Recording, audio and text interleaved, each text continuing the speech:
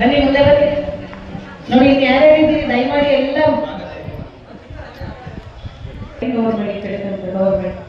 ನೋಡಿ ಈ ಸಾಲು ನೀವು ಬರ್ಬೋದು, ಅದೇನು ಬೇಜಾರು ಮಾಡ್ಕೊಳ್ಳಲ್ಲ.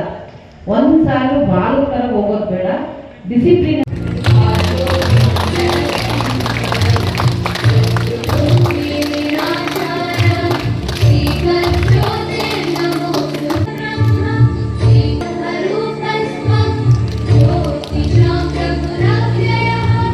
ಮತ್ತೆ ಅತಿಥಿ ಮಹಾನ್ ಅವರನ್ನ ದಯಮಾಡಿ ಇವಾಗ ಸ್ವಾಗತಿಸುವ ಒಂದು ಕಾರ್ಯಕ್ರಮ.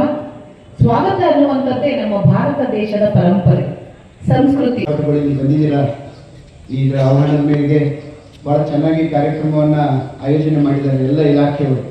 ಹೆಚ್ಚಿನ ಸಂಖ್ಯೆಯಲ್ಲಿ ತಾವು ಭಾಗವಹಿಸಿದ್ದೀರಾ. ಇನ್ನೂ ಕೆಲವರು ಸೇರ್ಪಡೆ ಆಗ್ತಾರೆ, ಹಳ್ಳಿಗಳಿಂದ ಬರೋ ಕ್ರೀಡಾಪಟುಗಳು ಬಂದು ಸೇರ್ಕೊಳ್ತಾರೆ. ಈಗ ನಾವು ಹೆಚ್ಚಿಗೆ ಭಾಷಣ ಮಾಡದೆ ತಮಗೆ ಹೆಚ್ಚು ಅವಕಾಶವನ್ನು ಕೊಡ್ತಾ ಇದ್ದೇವೆ. ಅದಕ್ಕಿಂತ ಮುಂಚೆ ಒಂದೆರಡು ಮಾತುಗಳನ್ನು ನಾನು ಹೇಳಲೇಬೇಕಾಗಿದೆ. ಇವತ್ತು ನಾವು ನೋಡ್ತಾ ಇದ್ದೀವಿ, ಭಾರತ ದೇಶಾದ್ಯಂತ ಇದೇ 2 ದಿವಸದ ಹಿಂದೆನೆ ನಾವು ಒಂದು ಸಂಭ್ರಮಾಚರಣೆಯನ್ನು ಮಾಡಿದ್ವಿ. ಭಾರತ ತಂಡ ವರ್ಲ್ಡ್ ಕಪ್ ಅನ್ನು ಗೆದ್ದುಕೊಟ್ಟು ಇಡೀ ಹಳ್ಳಿಗಳಲ್ಲಿ ಒಂದು ಸಂಭ್ರಮದ ವಾತಾವರಣ ಮಾಡಿದೆ. ಅದಕ್ಕೆ ಹೆಚ್ಚಿನ ಸಂಖ್ಯೆಯ ಕ್ರೀಡಾಪಟುಗಳಿಗೆ ಇವತ್ತು ಬರಬೇಕಾದ ಅವಶ್ಯಕತೆ ಇದೆ. ಕ್ರೀಡೆಗೆ ಶಿಕ್ಷಣದೊಂದಿಗೆ ಉದ್ಯೋಗ ಪಡೆದುಕೊಳ್ಳೋದಕ್ಕೆ ಆರೋಗ್ಯದ ದೃಷ್ಟಿಯಿಂದ ಕ್ರೀಡೆಗೆ ಬಹಳ ಮಹತ್ವ ಇದೆ. ನಾವು ಕ್ರೀಡೆಯನ್ನು ಒಂದು ಉತ್ಪಾದಕ ರಂಗವಾಗಿ ಇವತ್ತು ಗಮನಿಸಬೇಕಾದ ಅಗತ್ಯ ಇದೆ. ಇವತ್ತು ರಿಸರ್ವೇಷನ್ ಪಾಲಿಸೀಸು ಕ್ರೀಡಾಪಟುಗಳಿಗೆ ಇದೆ. ನಾನು ಕೂಡ ಒಬ್ಬ ಕಬಡ್ಡಿ ಆಟಗಾರನಾಗಿ ಹಲವಾರು ವರ್ಷ ಕಬಡ್ಡಿಯನ್ನು ನಾನು ಆಡಿದ್ದೀನಿ. ಅದು ನನಗೆ ಇಲ್ಲಿವರೆಗೂ ಒಂದು ಒಳ್ಳೆಯ ಹೆಲ್ತನ್ನು ತಂದುಕೊಟ್ಟಿದೆ.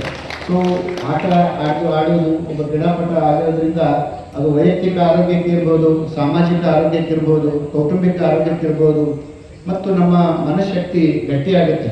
ಆದ್ದರಿಂದ ಈ ಕ್ರೀಡೆಯನ್ನು ನಾವು ಮೈಗೂಡಿಸಿಕೊಳ್ಳುವ ಮೂಲಕ ಉದ್ಯೋಗಾವಕಾಶಗಳನ್ನು ಹೆಚ್ಚಿಸ್ಕೋಬೋದು. ಇವತ್ತು ಕ್ರೀಡಾರಂಗದಲ್ಲಿ ಬಹಳ ಉದ್ಯೋಗಾವಕಾಶಗಳಿವೆ, ನಾನಾ ರೀತಿಯ ಅವಕಾಶಗಳನ್ನು ನೀವು ಪಡ್ಕೊಳ್ಳೋದಕ್ಕೆ ಸಾಧ್ಯ ಇದೆ. ಆದ್ದರಿಂದ ಇವತ್ತಿನ ನೋಡಿದ್ರೆ ಗೊತ್ತಾಗ್ತಾ ಇದೆ, ನಾವು ಬಂದಿರುವ 100%ದಲ್ಲಿ 80% ಹುಡುಗಿಯರು ನಮಗೆ ಕಾಣಿಸ್ಕೊಳ್ತಾ ಇದ್ದಾರೆ. ಅದೊಂದು ಒಳ್ಳೆಯ ಬೆಳವಣಿಗೆ. ಹುಡುಗರಂತೂ ಇದ್ದೇ ಇರ್ತಾರೆ, ಹುಡುಗರು ಬರ್ತಾರೆ, ಆದರೆ ಹುಡುಗಿಯರು ಕ್ರೀಡೆಗಳಲ್ಲಿ ಹಿಂದೆ ಬಿಡ್ತಾ ಇದ್ರು, ಮಹಿಳೆಯರು ಅಂತ ನಾವು ಅನ್ಕೋತಾ ಇದ್ವಿ. ಆದರೆ ಇವತ್ತು ಮಹಿಳಾ ಕ್ರೀಡಾಪಟುಗಳ ಸಂಖ್ಯೆ ಜಾಸ್ತಿ ಆಗಿರೋದು ನಮ್ಮ ಸಮಾಜದಲ್ಲಿ ಮಹಿಳೆ ಎಲ್ಲ ರಂಗಗಳಲ್ಲಿ ಮುಂದೆ ಬರ್ತಾ ಇದ್ದಾರೆ ಅನ್ನುವ ಸೂಚನೆ ಕೂಡ ಆಗಿದೆ. ಆದ್ದರಿಂದ ಈ ಬಿಸಿಲು ಕಾಲದಲ್ಲಿ ಹೆಚ್ಚು ವೇಳೆ ತೆಗೆದುಕೊಳ್ಳದೆ ಪ್ರತಿಯೊಬ್ಬರು ನಿಮ್ಗೆ ಎಷ್ಟು ಸಾಧ್ಯ ಅದನ್ನ ಕ್ರೀಡಾ ಮನೋಭಾವದಿಂದ ಭಾಗವಹಿಸಿ. ಸೋಲು ಗೆಲುವು ಮುಖ್ಯ ಅಲ್ಲ, ಯಾರು ಗೆದ್ದರೂ ಕೂಡ ಅದು ಕ್ರೀಡಾಪಟುಗಳು ಗೆಲ್ತಾರೆ. ಒಂದು ಕಿವಿ ಮಾತನ್ನು ನಾನು ಹೇಳಕ್ಕೆ ಇಷ್ಟಪಡ್ತೀನಿ. ಈ ಥರದ ಅಥ್ಲೆಟಿಕ್ಸ್ ಇರ್ಬೋದು, ಯಾವುದೇ ಕ್ರೀಡೆ ಇರ್ಬೋದು, ಅದಕ್ಕೆ ನಿರಂತರ ಪ್ರಾಕ್ಟೀಸ್ ಬೇಕಾಗುತ್ತೆ. ನೀವು ನೇರವಾಗಿ ಬಂದು ಓಡಿದಾಗ ಅಥವಾ ಪರ್ಫಾರ್ಮ್ ಮಾಡಿದಾಗ ಇಂಜುರೀಸ್ ಆಗೋ ಚಾನ್ಸಸ್ ಇರುತ್ತೆ. ಆದ್ದರಿಂದ ಇದೊಂದು ಮೋಟಿವೇಶನ್ ಆಗಿ ತಗೊಂಡು ನೀವು ದಿನನಿತ್ಯ ಪ್ರಾಕ್ಟೀಸ್ ಮಾಡಿ. ಯಾವುದೇ ಹಳ್ಳಿನಲ್ಲೇ ಇರ್ಬೋದು, ಮತ್ತು ಮಂಡ್ಯದಲ್ಲಿ ಸಾಕಷ್ಟು ಇಲಾಖೆಗಳು ಮತ್ತು ವಿಶ್ವವಿದ್ಯಾಲಯಗಳು, ಚಟುವಟಿಕೆಗಳು, ಕ್ರೀಡಾ ಇಲಾಖೆ ಎಲ್ಲ ಸೌಲಭ್ಯಗಳಿದೆ, ಒಳ್ಳೆಯ ವಾತಾವರಣ ಇದೆ. ಈಗ ನಾವು ಉತ್ತರ ಕರ್ನಾಟಕ ಪ್ರದೇಶಕ್ಕೆ ನಾನು ಅದೇ ಭಾಗದಿಂದ ಬಂದಿರೋದು. ಅಲ್ಲಿ ತುಂಬ ಬಿಸಿಲು, ನಿಮಗೆ ಏನು ಮಾಡಲಿಕ್ಕಾಗಲ್ಲ ಅಭ್ಯಾಸಗಳು. ಬಟ್ ಮಂಡ್ಯದಲ್ಲಿ ಏನು ಕೊರತೆ ಇದೆ, ಒಳ್ಳೆಯ ವಾತಾವರಣ, ಹವಾಗುಣ ಇದೆ, ನೀರಿದೆ, ಒಳ್ಳೆಯ ಊಟ ಇದೆ, ಎಲ್ಲ ಸೌಲಭ್ಯ ನಿಮಗಿದೆ. ಅದರಿಂದ ನೀವು ಬಂದು ಮಾಡ್ಕೋಬೇಕು. ಅದನ್ನು ಮಾಡ್ಕೊಳ್ಳೋದ್ರಿಂದ ಕ್ರೀಡೆಗೆ ಯಶಸ್ಸು ಪಡ್ಕೊಳ್ಳೋಕ್ಕೆ ಹೆಚ್ಚು ಅವಕಾಶ ಇದೆ ಅಂತ ಹೇಳ್ತಾ, ತಾವೆಲ್ಲರೂ ಚೆನ್ನಾಗಿ ಮಾಡಿ, ನಿಮಗೋಸ್ಕರ ಮೆಡಲ್ಗಳು, ಬಹುಮಾನಗಳು ಎಲ್ಲ ಆಡಿದೆ. ಆದ್ದರಿಂದ ಎಲ್ಲರೂ ಯಶಸ್ವಿಯಾಗಿ ಇದರಲ್ಲಿ ಭಾಗವಹಿಸಿ ಅಂತ ಹೇಳ್ತಾ, ನಮ್ಮ ವಿಶೇಷವಾಗಿ ಎಲ್ಲ ಮಾಧ್ಯಮದ ಬಂಧುಗಳು ಇದನ್ನು ಕವರೇಜ್ ಮಾಡ್ತಾ ಇದ್ದಾರೆ. ಪೊಲೀಸ್ ಇಲಾಖೆಯವರು ಸಹಕಾರ ಕೊಡ್ತಾ ಇದ್ದಾರೆ. ನಮ್ಮ ಜಿಲ್ಲಾ ಯುವ ಅಧಿಕಾರಿಗಳಂತ ಶ್ರುತಿ ಮೇಡಮ್ ಅವರು ಇದ್ದಾರೆ, ಪ್ರಮೀಳಾ ಮೇಡಮ್. ವಿಷ್ಣು ಸರ್ ಅವರು ಬಹಳ ಒಂದು ಅರ್ಥಪೂರ್ಣವಾಗಿ ಹೇಳಿದ್ದಾರೆ. ಕ್ರೀಡೆ ಅನ್ನೋದು ಮನುಷ್ಯನಿಗೆ ಒಂದು ಆರೋಗ್ಯಕರವಾದಂತಹ, ಮಾನಸಿಕವಾಗಿ, ದೈಹಿಕವಾಗಿ ಮನಸ್ಸನ್ನು ಉಲ್ಲಾಸ ಮಾಡುವಂತಹ, ಬೆಳವಣಿಗೆಯನ್ನು ಕೊಡುವಂತಹ ಒಂದು ಸ್ಪರ್ಧೆ. ಅದು ಆರೋಗ್ಯಕರವಾದಂತಹ ಸ್ಪರ್ಧೆ ಆಗಿರಬೇಕು. ಕ್ರೀಡೆ ಇವತ್ತು ಬಹಳಷ್ಟು ಉನ್ನತ ಮಟ್ಟದಲ್ಲಿ ತನ್ನ ಸ್ಥಾನವನ್ನು ಪಡ್ಕೊಳ್ತಾ ಇದ್ವಿ. ಬಹಳ ಹಿಂದಿನಿಂದಲೂ, ಪುರಾತನ ಕಾಲದಿಂದಲೂ ನಾವು ನೋಡ್ತಾ ಇದ್ದೀವಿ. ಆಟದ ಜೊತೆಗೆ ಪಾಠದ ಜೊತೆಗೆ ಜೀವನದ ಚಿತ್ರಣವನ್ನು ಹೇಳಿಕೊಡುವಂಥ ಬಹಳ ಹಿಂದಿನ ಕಾಲದಿಂದಲೂ ಆಟಕ್ಕೆ ಹೆಚ್ಚು ಪ್ರಾಮುಖ್ಯತೆ ಇದೆ.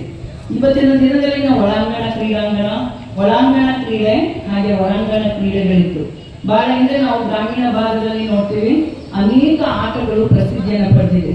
ಮನುಷ್ಯನಿಗೆ ಹೆಚ್ಚು ಕಾಲ ದುಡಿಮೆ ಮಾಡಿ ಒಂದು ಸ್ಪರ್ಧೆ ಇಟ್ಟಾಗ ಅವರಿಗೆ ಒಂದು ಚೈತನ್ಯ ಇರುತ್ತೆ.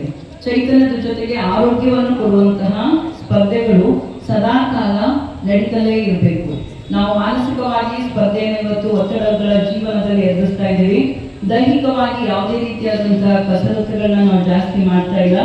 ಹಾಗಾಗಿ ಕ್ರೀಡೆಗೆ ನಾವು ಯುವ ಜನತೆ, ಯುವ ಶಕ್ತಿ ಹೆಚ್ಚು ಪ್ರಾಮುಖ್ಯತೆಯನ್ನು ಕೊಡ್ತಾ ಬರಬೇಕು. ಬಹಳ ಹಿಂದೆ ನಾವು ಪ್ರತಿಯೊಂದು ಆಟದಲ್ಲಿ ಆಟಿದ್ದು ಗ್ರಾಮೀಣ ಭಾಗದಲ್ಲಿ ನಾವು ಇವತ್ತು ಕಬಡ್ಡಿಯನ್ನ ಹೆಚ್ಚು ಪ್ರಾಮುಖ್ಯತೆಯ ಮಂಡ್ಯ ಒಂದು ಕ್ರೀಡೆ ಅಂತಾನೆ ಅದು ಬಿಂಬಿತವಾಗಿದೆ. ಹಾಗೆಯೇ ಇವತ್ತು ಕ್ರಿಕೆಟ್ ಇರ್ಬೋದು, ಟೆನ್ನಿಸ್ ಇರ್ಬೋದು, ಪ್ರತಿಯೊಂದು ರಾಷ್ಟ್ರೀಯ ಕ್ರೀಡೆಗಳು ಹೆಚ್ಚು ಪ್ರಪಂಚದಾದ್ಯಂತ ಪ್ರಾಮುಖ್ಯತೆಯನ್ನು ಪಡ್ಕೊಳ್ತಾ ಬರ್ತಾ ಇದೆ. ನಮ್ಮ ಒಂದು ಭಾರತೀಯರು ಕೂಡ ನಾವು ಸ್ಪರ್ಧೆಯಲ್ಲಿ ಭಾರತವನ್ನ ಅಂತಾರಾಷ್ಟ್ರೀಯ ಮಟ್ಟದಲ್ಲಿ, ರಾಷ್ಟ್ರ ಮಟ್ಟದಲ್ಲಿ ಪ್ರತಿನಿಧಿಸಿದಾಗ ಅವರಿಗೆ ಸಿಗುವಂತಹ ಗೌರವ, ಸ್ಥಾನಮಾನ ಅದೇ ಬೇರೆ. ಹಾಗಾಗಿ ಪ್ರತಿಯೊಬ್ಬ ವಿದ್ಯಾರ್ಥಿಗಳು ಕೂಡ ಕ್ರೀಡೆಯಲ್ಲಿ ಆಸಕ್ತಿ, ಸತತ ಅಭ್ಯಾಸ, ಸತತವಾದ ಪ್ರಯತ್ನ, ಗುರಿಯ ಮುಟ್ಟುವವರೆಗೂ ಕೂಡ ನಾವು ಆ ಪ್ರಯತ್ನವನ್ನು ಮುಂದುವರಿಸ್ಕೊಂಡು ಬಂದ್ರೆ ಒಂದಲ್ಲ ಒಂದು ದಿನ ನಾವು ಕೂಡ ಸಾಧನೆಯತ್ತ ಹೋಗ್ತೀವಿ. ಇವತ್ತು ಬಹಳ ಹಿಂದೆ ಅಷ್ಟು ಸೌಲಭ್ಯಗಳಿರಲಿಲ್ಲ.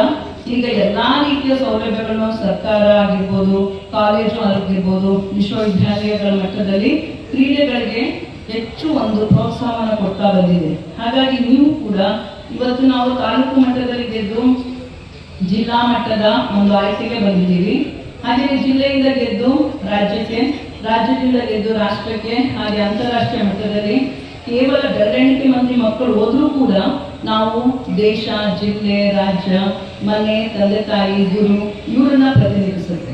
ಹಾಗಾಗಿ ನಮಗೆ ಒಂದು ಕೀರ್ತಿ, ನೀವು ಬಂದು ನಮಗೆ ಒಂದು ಪದವಿಯನ್ನು ತಂದುಕೊಟ್ರು ಕೂಡ ಅದು ನಮಗೆ ಹೆಮ್ಮೆ ಪಡುವಂತಹ ವಿಷಯ. ಹಾಗಾಗಿ ಬಹಳ ಹಿಂದೆ ಕ್ರೀಡೆಗಳು ಅಂತಂದಾಗ ನಾವು ಮನೆಗಳಲ್ಲಿ ಆಟ ಆಡ್ತಿದ್ದೆವು. ಆನೆಕಲ್ಲು ಅಥವಾ ಗೋಲಿ ಆಟ, ಗಿಲ್ಲಿ ದಾಂಡು, ಅಥವಾ ಒಂದು ಯಾವುದು ಅರಿಮನೆ ಗುರಿ ಅಂತ ನಾವೇನು ಹೇಳ್ತೀವಿ, ಆನೆಕಲ್ಲನ್ನೇ ನಾವು ಹೇಳ್ತೀವಿ. ಹೀಗಾಗಿ ಜೂಟಾಟ, ಕಣ್ಣ ಮುಚ್ಚಾಲೆ ಆಟ, ನಾವು ಚಿತ್ರದಿಂದ ಬಾಲ್ಯದಲ್ಲಿ ನಾವು ಬೆಳೆದಂತಹ ಕ್ರೀಡೆ.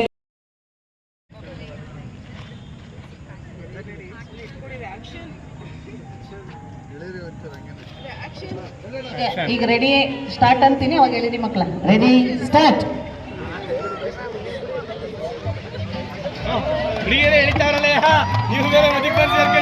ಓಕೆ, ಥ್ಯಾಂಕ್ ಯು, ಧನ್ಯವಾದಗಳು, ಧನ್ಯವಾದಗಳು.